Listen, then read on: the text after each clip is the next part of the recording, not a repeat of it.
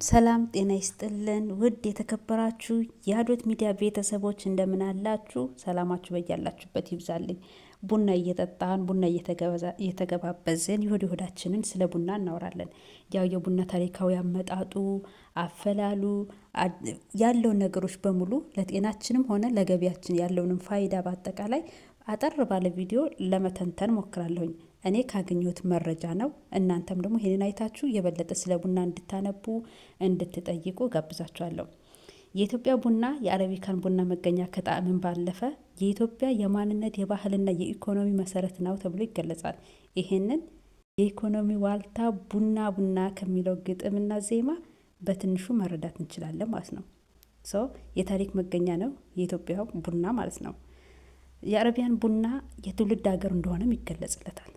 ለምሳሌ እንደሚነገረው ካሊድ የተባለ ፍየል ጠባቂ ፍየሎቹን የአንድ ዛፍ ፍሬ በልተው ሲዘሉና ሲቧርቁ በማየቱ የተነሳ የቡናን ጠቃሚነት ለመጀመሪያ ጊዜ የተረዳ ይህም የሆነው በደቡብ ከፋ በደቡብ ኢትዮጵያ ምዕራብ ከፋ ማለት ነው።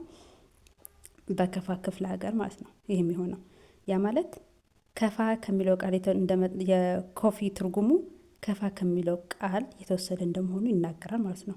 ምንጮች እንደሚያሳዩት የቡና ስነ ስርዓቱ ያው በኢትዮጵያ ላይ እጅግ በጣም የተካበደ ሁላችንም በያለንበት አካባቢ በየተወለድንበትም ባደግንበትም ያየነው ስናየው የኖር ነው። አሁንም ድረስ ባለንበት ቦታ ራሱ ልክ እንደ ኢትዮጵያ አድርገን ቡና አፍልተን መጠጣትን እንመኛለን፣ እንወዳለን። ያም የኢትዮጵያ ቡና ሲፈላ ያው እጣን አለ፣ የሻኖ ቄጤማ እንጎዘጉዛለን። አቀራረቡ፣ ሲኒው፣ ረከቦቱ፣ ጀበናው፣ እጣኑ፣ የቡና ቁርሱ ይሄ የኢትዮጵያ ቡና ስርዓቱ ራሱ ከሌላው ዓለም ለየት ያደርጓል ማለት ነው። ያው ያለው ነገሮች የቡና ቁርስ የተለያዩ ነገሮች አቅርበን ምናምን ፍንድሽ ብለን ስንጠጣ ነው ቡና ሊያረካን የሚችለው ማለት ነው። በዛም ደግሞ 3-4 ሲኒ እየጠጣን እስከ 3ኛ ድረስ እየተፈላ 3ኛው እንደውም በረካ መመራረቂያና ጸሎት ነው። በድሮ አሁን በእኛ ባደግንበት ሰዓት ጠዋት ቤተሰብ ለቤተሰብ የሚገናኘው በቡና ነበረ። ቡና ይፈላል፣ በተራ ነው የሚፈላው። ያጋቃዋ ይባላል በጉራጌኛው። ሁሉም እየተጠራራ በተራ ተራ 7 ቤት 5 አቅም እንደፈቀደ ይሆናል። ከዛ በኋላ ቤተሰብ በሙሉ ሰላም ማደሩ ይታወቅበታል። የታመመ ካለ ይጠየቅበታል። ከቤተሰብ አንድ የጎደለ ካለ ደግሞ እከሌት ሄዶ ነው እከሌ ለምን አልመጣም ተብሎ ይጠየቅበታል ማለት ነው። ይሄ የቡና ስነ ስርዓታችን እጅግ በጣም ከፍ ከሚያደርገው መጠያየቂያ መንገዳችን ነው ማለት ነው። ቡና በዚህ መልኩ የመጠያየቂያም የመግባቢያ መገናኛ መንገዳችን ነው ማለት ነው ቡና።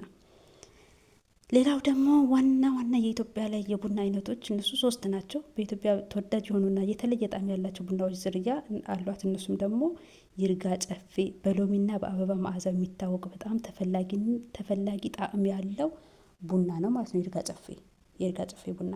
ሁለተኛ ደግሞ ሲዳማ ነው። ወተት የሚል ለስለስ ያለ በጣም ጣዕሙ የተለየ የሆነ ቡና ያላት ሲዳማ ናት። ሶስተኛ ደግሞ ሀረርጌ። የሀረርጌ ቡና ደረቅ ብሎ እንደ ወይን ጠጅ ጠንከር ያለ የሚጣፍጥ አዘገጃጀቱ ራሱ ደረቅ ያለ አዘገጃጀት ያለውና እጅግ በጣም የሚገርም ቡና ከሀረርጌ እናገኛለን ማለት ነው። ጅማና ለቄምቴ ደግሞ ለየት ያለና ጠንካራ ጣዕም ያላቸው ዝርያቸው ሁሉ ላይ ለየት ያለ እጅግ በጣም ተፈላጊ ቡና ናቸው ማለት ነው። ሌላው ለኢትዮጵያ ቡና የኢኮኖሚ ፋይዳ ነው። ብዙ ማድረግ የማይችሉ ብዙ አቅም የሌላቸው የጀበና ቡና አፍልተው በማዞር በዘንቢል ይዘው ሁላ እኮ የሚዞሩ ነበሩ። አሁን ላይ ቀሩ እንጂ በዘንቢል በፔርሙዝ አድርገው አፍልተው ቤታቸው በፔርሙዝ አድርገው 2 ፔርሙዝ 3 ፔርሙዝም አፍልተው ይዘው እየወጡ እየዞሩ በየቦታው እያዞሩ ቤታቸውን የሚመሩ ቤተሰባቸውን የሚያስተዳድሩ እጅግ በጣም ብዙዎች ነበሩ። ያ ማለት ምንድን ነው? የቤተሰብን መምራት ይቻላል ቡናን በማፍላት። አቅም የፈቀደለት ደግሞ የተለያዩ አይነት የቡና ቦታዎችን በመስራት እንደ ጀበና ቡና ጠጡ ምናምን አይነቶችን በመስራት እጅግ በጣም ኢኮኖሚን ያሳድጋል ማለት ነው። ሌላው ደግሞ የሚሰጣቸው ቡና በራሱ የሚሰጣቸው የጤና ፋይዳዎች አሉ።